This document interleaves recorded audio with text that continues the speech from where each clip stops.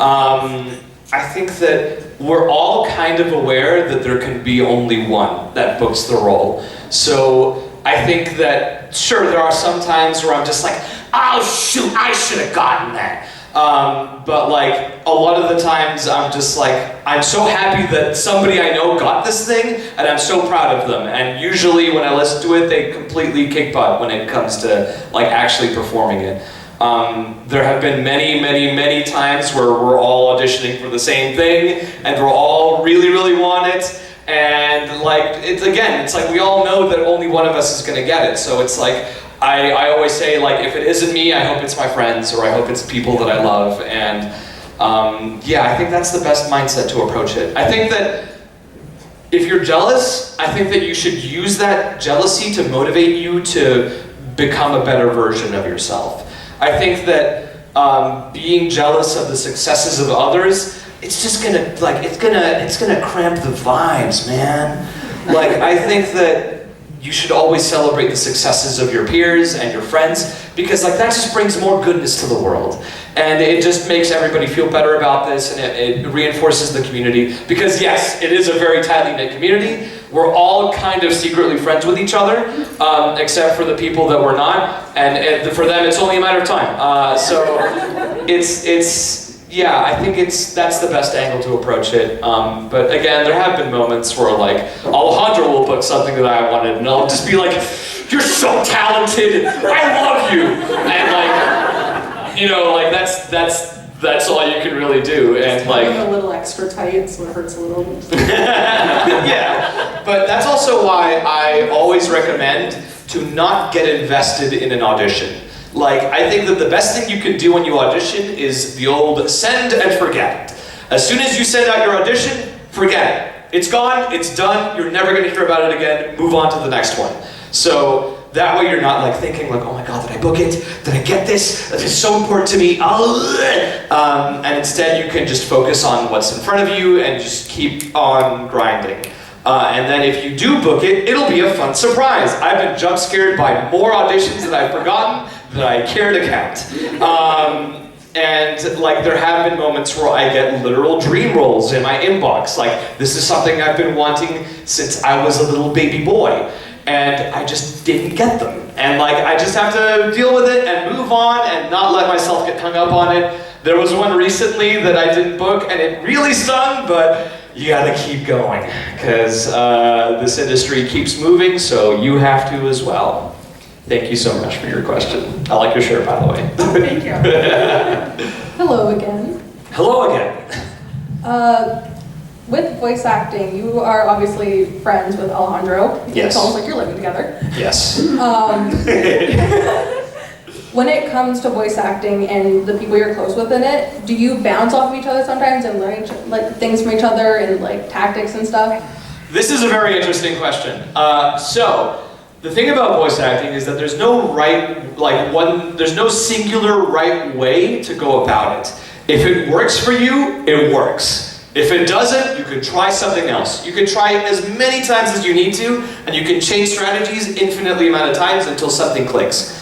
And one of the strategies is just to steal what other people are doing. They can't stop you. Like, they can try, but they never will.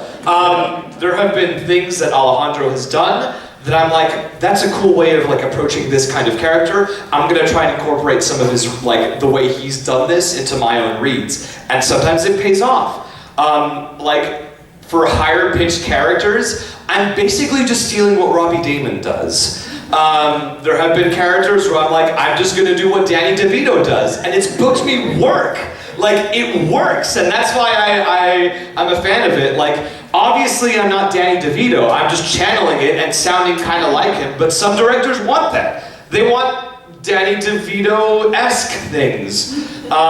So like, yeah, there have been moments where I have like, you know, taken elements from Alejandro. I don't know if he's done the same thing with stuff that I've done. If he has, he hasn't told me because he's a coward. Don't tell him I said that. And like, that's the cool thing about, and like there's been moments where friends will ask me like, hey, I saw that you booked this character, like, can I listen to your audition? I want to know what you did. And like I had friends ask me about that for Kaveh because they wanted to know what like my thought process was and how I approached it. And like those friends would eventually use my ideas in their own auditions. And the same way I would steal from them in the future. We're all just stealing from each other. But we're doing it secretly and with love. That's what makes it okay. And yeah, that's basically it. But we don't like record together if that's what you're asking. Everything is done solo. It's just like I occasionally let my friends possess me while I'm in the booth. So yeah, I hope that answers your question. So just channel your inner Danny DeVito. Yes. What? Okay. Yeah. One more thing. That's just like a comment. What is it like living with Alejandro and Hayden? So the thing is, he's my roommate on a technicality. He mostly lives in Texas, but when he's out in LA to record for stuff or just being out here, that's when he's in my house. Like that's how we're roommates. Like, but we're only roommates like 20% of the time.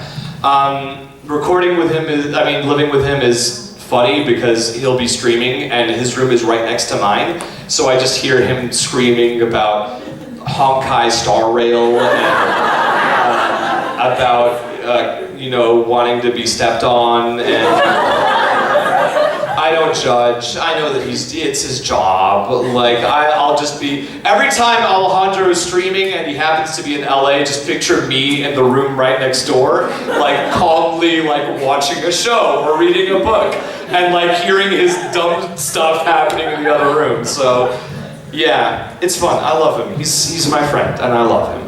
Thank you. I just imagine you like the Evangelion like G pose all the time.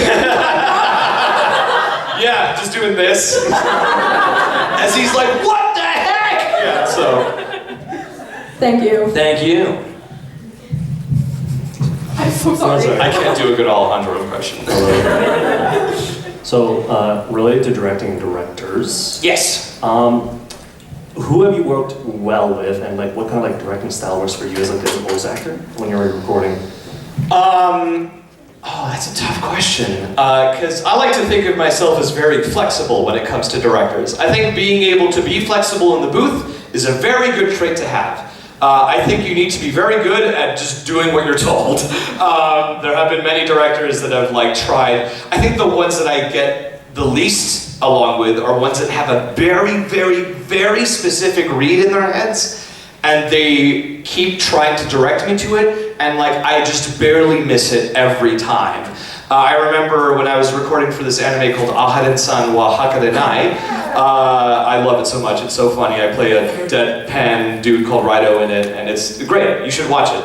I was being directed by some... I know I'll never be the same. Shook my world so hard again. Wish I washed away my sins. He's a dead man walking, blank stare in his eyes. Should have given up on the ones I trust. Never should have been surprised when they shot him down. Cold blood to the ground.